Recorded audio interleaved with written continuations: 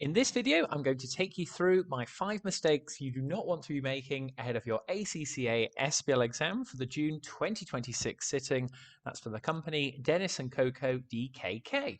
My name is James, and if you'd like access to my exclusive notes you can see above me, just click the link in the description of the video and you can download a copy yourself, which have helped students around the world to pass their examination. I'm also delighted to say I'm affiliated and associated with Astranti. They offer mock examination packs and pre-seen material analysis directly on the pre-seen information for June 2026 of Denis KoKo DKK.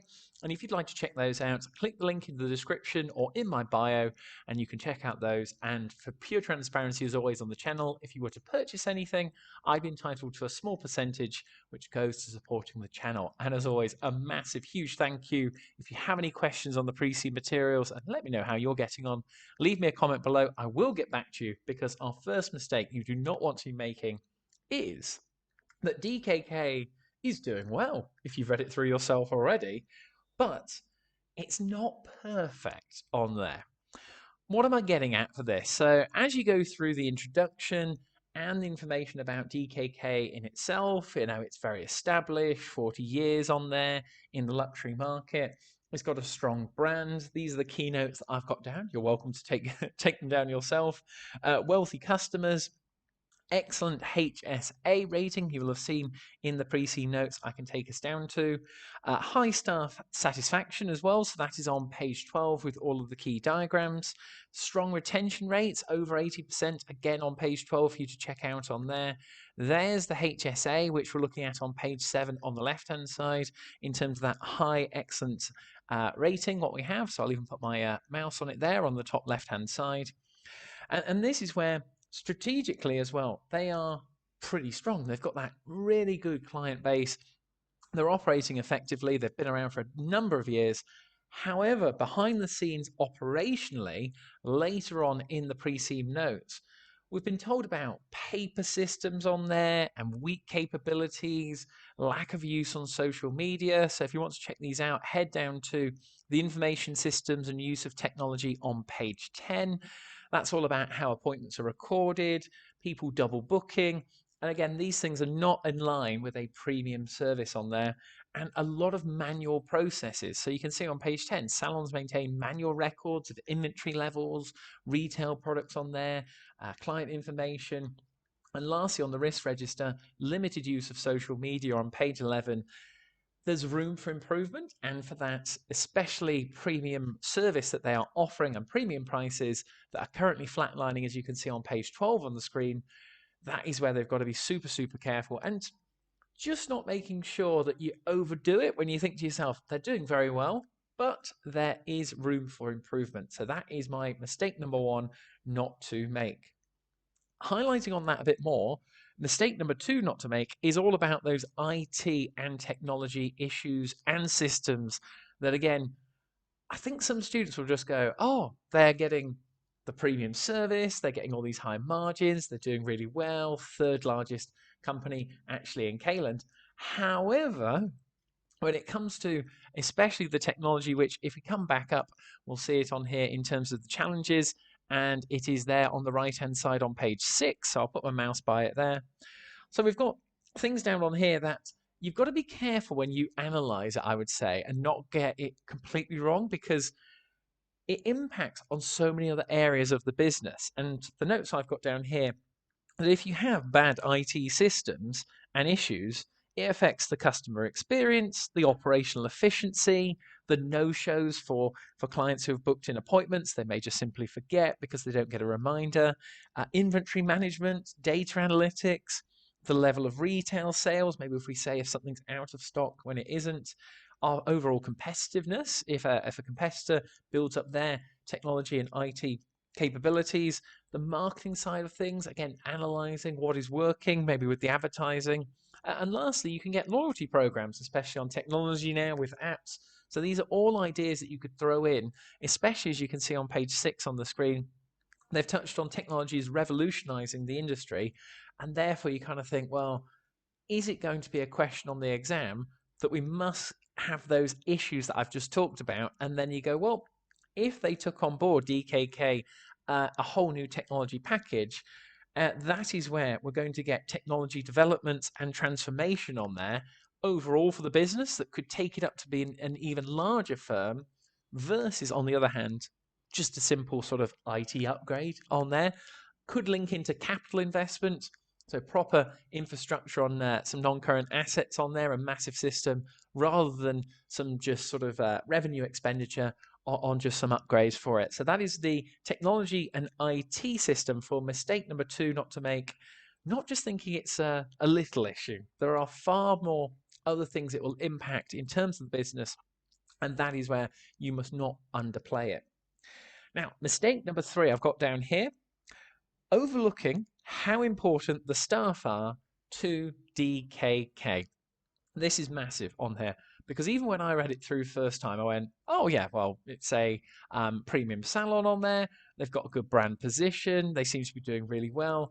But it's, if you go down to pages 11 and 12 at the bottom, I'll just come down to it now especially, you can see on the left-hand side, in terms of the actual staff that we're looking for, one of the risk areas is a lack of suitably skilled and experienced staff.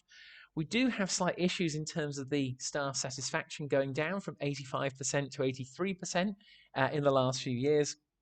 And really what this sort of staff shortage is actually referring to is it's absolutely critical to the model that DKK have on there.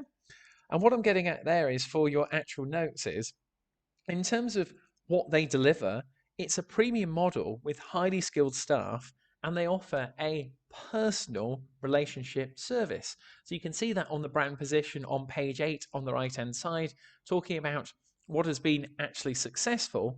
However, you can see where my mouse is on there, we're told that expanding regional change on there, chains, should I say, increasing the number of individual salons, are now successfully replicating some or all of the aspects of DKK's offerings on there. And this is where we've got some staff, I think, who used to work for DKK have left, and therefore they've gone and opened up their own actual salon themselves. And this is where it could link into risk areas of retention risk and issues. So keeping hold of the staff, competition on there if they go and set up their own actual salons. We've also got succession risk, how they actually progress in their career. We're told about that again on page 8 up at the top there, where my mouse is, about how you can progress in terms of maybe like a regional manager. Is that open to absolutely everyone? And if you're an ambitious person, is that going to hold you back? And you might think, well, I'm just going to go set up my own salon. And of course, if someone leaves the organization who you've trained up, there is a knowledge loss risk as well. In other words, what I've got down here is it's a bigger issue that could link to some social issues as well. We are told in the pre-seed materials that we do have a union, so the National Hairdressing Union could link into it as well, possibly from an ethical perspective. So again, something for you to just bear in mind, that it could link into a variety of different areas in the pre-seed materials on there. So that's number 3, mistake not to make, overlooking how important the staff are to DKK.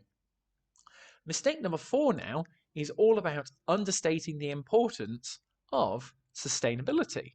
And this is where on page 6, I've got my mouse on it now on the right hand side, hairdressing is a huge environmental impact. And it's not just, we're told about one area, plastic bottles. It's a number of areas such as cotton wool, CO2, hazardous actual chemicals that are used within the products. And again, this is linked into page 11 on the risk register. So again, we're talking about environmental impact, recycling, eco products on there, and sustainability is becoming a greater concern for customers. So again, not to overlook that, that is absolutely imperative that you consider all of the variety of different factors.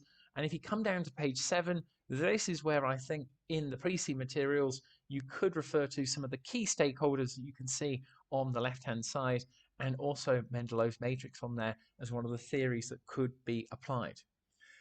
Linking into this, addressing sustainability, think about it from a positive impact as to if they actually put time, effort, and finances behind it, the reputation would increase, premium branding would go up on there, customer expectations as well. There is, of course, the downside of costs going up. However, from a competitive positioning point of view, that is a potential niche that Denis KoKo Limited could look to take advantage of and should not be overlooked in terms of your preparation as well. It's referenced a lot in the pre-C materials, so that is why my area number 4 of mistake not to make is understating the importance of sustainability. Now, number 5 on here, mistake not to make is luxury does not mean you are safe from competitors.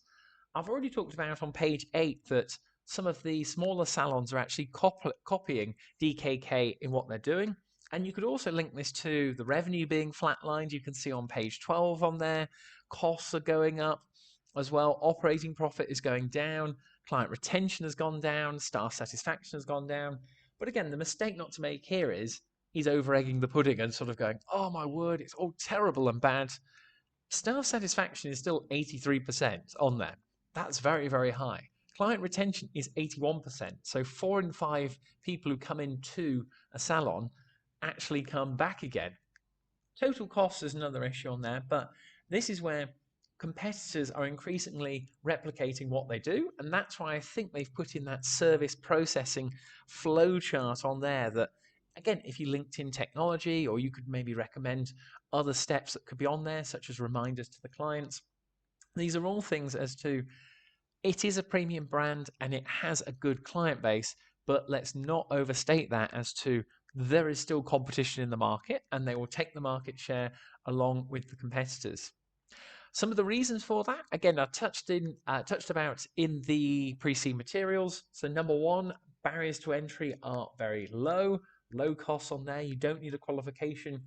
They do have the Hairdressing Standards Association. You can see on the left-hand side where actual hairstylists from Halo Hair, DKK and Trims do their CPD, but it is not a requirement for all hairdressers on there. We're also told about this in the critical success factors. So in terms of luxury doesn't mean you're safe from competitors. These are all things that they're looking for in terms of good business knowledge on there, making appointments really easy, transparent on pricing. We've been told successful salon factors and a number of characteristics. So they could definitely be referred to as a result of that. And if you come up to pages 3 and 4 up at the top, key thing to get down here in terms of not mixing up where the high margins are, especially if you are going to raise this as a point, because I think it's definitely going to be an area if pricing comes up. On the diagram on page 3 on the left-hand side, you can see there we've got washing, cutting, perming, colouring, straightening and grooming. The 2 key ones to get down that we're told on page 4 is that perming and colouring have the highest profit margins on there, whereas cutting and grooming have the lowest. So again, linking into pricing and costing, new entrants coming into the market, looking to take over some of DKK's clients will see these are the services that they offer. It could be from the actual stylists and hairdressers you can see up here. The majority, and this is where you can refer to the market structure. So this is where we link on to page 1.